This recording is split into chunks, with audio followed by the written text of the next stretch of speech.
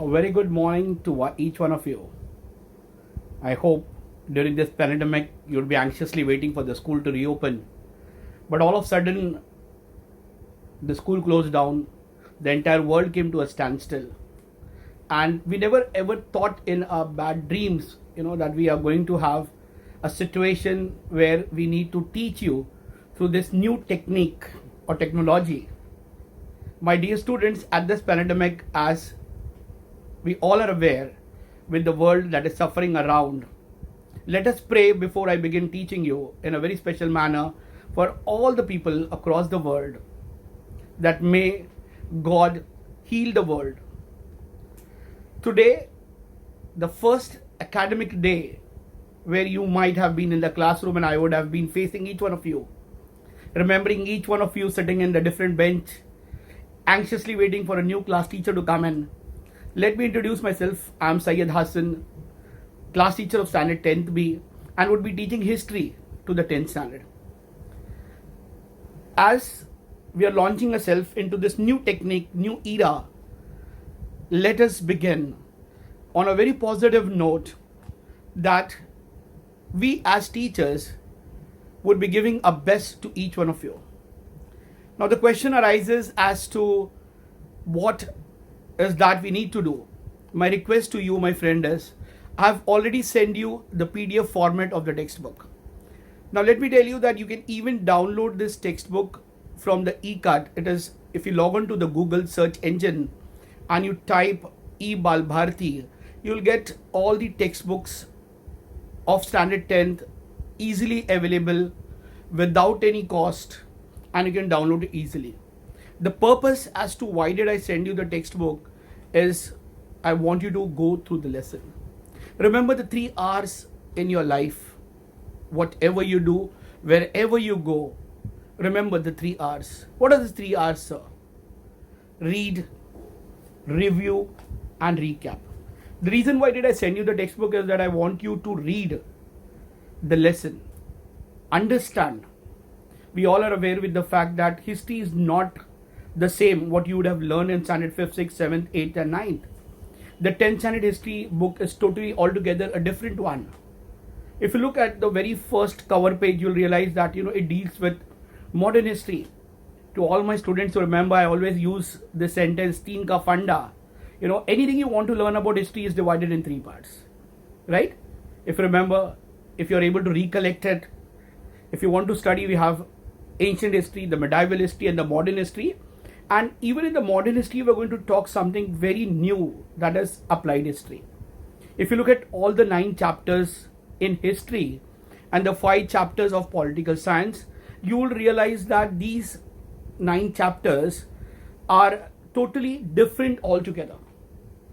Each chapter, one common one that runs through all the 9 chapters, excluding the 9th one rather, is history. So whether it is your first chapter, that is historiography, development in the West, or it is historiography, Indian tradition.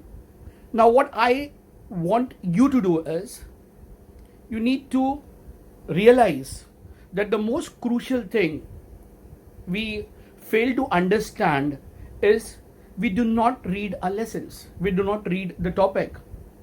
And it is here where you find difficult sometimes with the words when the teacher explains. So my request to you, my dear students, my friends, and to all those who are really interested in studying history is first try to understand as to what the lesson is all about. Now if you look at the very first page in the index, you'll find it's written on the top as applied history. Now how we are going to apply history in a real life. That is, history is not the one which we used to read it and forget it. History is now that how we can use this history and apply it in our present and in our future life. So that is why the topic comes at applied history. Now coming to the very first topic, my friend, when I'm going to deal with, that is historiography, development in the West. Now let us understand first the title. As it is said that you understand the title and you'll understand the story. If I do say you DDJL, Dilwale Dhulaniya Le Jayenge, your concept is very clear. It will be about a bride being taken away. So what I need you to understand is the topic historiography. Now if you look at the word history, it is derived from a Latin word. Now historiography, the writing of history which is being done in depth. So it's a detailed history that you need to understand. Why historiography?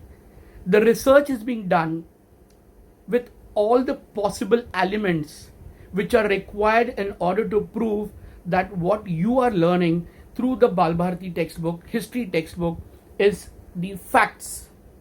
There are many researchers who do in-depth study about history. The second aspect of it is development in the West. Now when you talk about the word development in the West, what are the development that took place in the European countries? You have a question in your mind as to, sir, why we are talking about the development in the West? Why not we start with Indian historiography? Now let me tell you, my friends, that the entire concept in the 19th century changed when the European countries realized that it is not just science and philosophy that they need to study about, but they need also to study about historio or history. So we are going today to study the lesson historiography, development in the West. Now when you look at these 9 chapters, let me talk about the 9 chapters, then maybe we can interact with one another. And I'm very sure that if at all you have any doubt during the presentation, in no ways you can ask me questions, but I would love it that if you can listen to the entire video and write it down, jot it down on the piece of paper. You even have a software on computers where you can have a notepad and you can jot down. So you really don't need to go out in this pandemic. You don't need to panic. The first and foremost, we need to understand that there may be many ups and downs while going through, while studying. You may have problem, you want to ask some question in the class, which is not possible now. But I'm very sure that as the time comes, we are going to start with the Google Classroom. So let me first introduce you with the 9 chapters that you have it in history. Now when you talk about historiography, my dear students, as I said, that historiography is talking about the writing of history with the in-depth study. Now this in-depth study is done in the 19th century. So we are going to talk about the modern historiography. Now look at the second chapter in your textbook. If you look at it, you'll find that it talks about historiography, Indian tradition. So we are going to deal with the Indian tradition. The 9 chapters is divided in such a manner that from chapter number 1 to chapter number 9, it is interconnected to one another. Not a single chapter you will find which is baseless, which is rather not having any kind of constructive approach. And you'll also find that this research, the textbook that has been written, is an excellent work that has been done by the teachers. So the second topic that I talked about is the historiography, that is Indian tradition. Now the third topic is applied history. As I told you that in the beginning itself you'll find the word applied history. So here it is the word which talks about what called as applied history. Your chapter number 4 is history of Indian arts. Now again, if you look at all the 4 chapters, you have the word history, historiography, applied history, history of Indian arts. Your chapter number 5, it says mass media and history. Okay, so you have the 5th chapter, that is mass media and history. The 6th chapter is entertainment and history. Your 7th is sports and history. Your 8th chapter is tourism and history. And the last one, the 9th one, is heritage management. Now you'll ask me, so you said in the beginning that 8 chapters altogether they have the word history in common. So why not the 9th one? Why it is talking about just the heritage management? I think each topic we will discuss in depth through the Google Classroom, through the videos. And I'm very sure at the end of this academic year, you will be in a position to understand the concepts of history. Now, if you look at the 5 chapters of political science, again, my friend, it is dealt in a very systematic manner. If you look at all the 5 topics that have been covered up, there was a debate about certain topics, which I don't want to go in detail about it. But yes, the 5 chapters that are included in your political science, which covers the working of the constitution. The 2nd chapter, it talks about the electoral process. The 3rd chapter, it talks about the political parties. Your 4th chapter talks about the social and political movement. And the last one, that is the challenges faced by Indian democracy. Now you would be looking right behind me, you can find a big screen, what is going on. as I said that we teachers are also doing our best, working in such a manner that we will be able to give you the best. So don't search for other things, what's happening around. Don't try to find faults. Try to concentrate as to what has been delivered to you. As I said in the beginning, 3 hours. Read the lesson, revise the lesson, and review the lesson. So please follow these steps, and I hope the video together the journey will be a very beautiful one. So without wasting much of your time, let me begin with the topic as historiography development in the West. That is the chapter number 1. So here we go. Now if you look at the presentation in the very first, which it talks about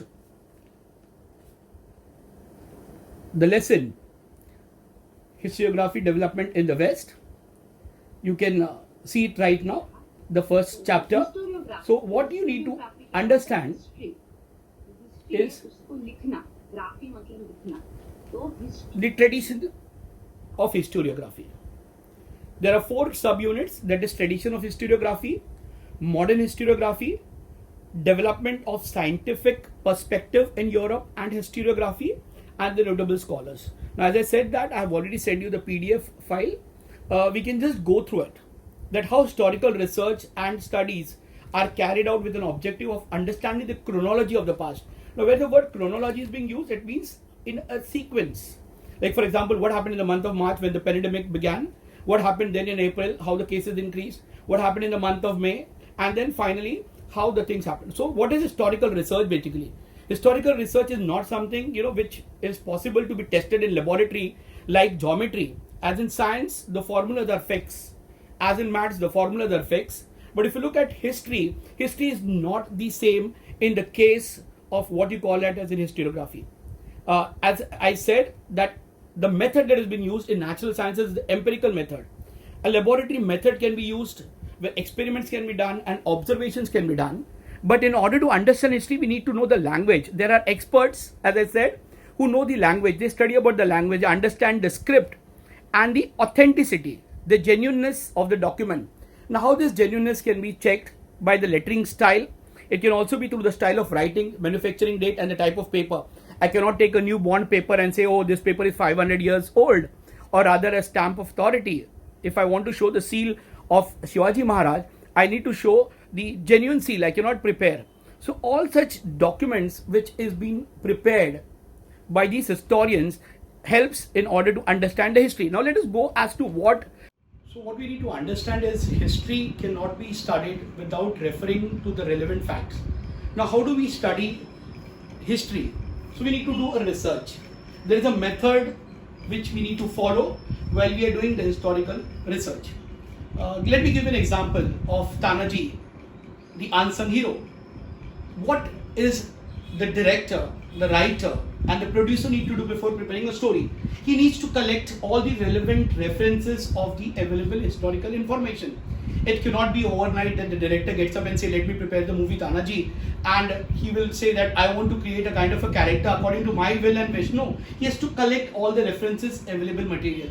After that, he need to collect all the important aspects highlighting the process that will lead to historical transition. Like exactly what happened at that time can be showed to the audience as to what happened during that period. Now once that is being done, he can also take some of the books for his comparative references. Analysis can be done, like whether this fact being narrated in one particular book is true, relevant or not. So what is the job of an historiographer? He needs to analyze everything in minute detail. Now students will be surprised to know that when we are talking about this writing of historical narrative, that is the story, he also needs to understand the references and the time and the space. Like he cannot show suddenly the missiles being used in the war. What was the kind of equipment that was used in the war in Tanaji? He has to show. So for that he needs to do a research, collect the historical information, understand the references, and then he has to prepare a conceptual framework. Now what is this conceptual framework? He needs to use it in research method. Now after this study is being done, what he needs to do the next? He needs to follow the steps. He needs to formulate all the possible questions.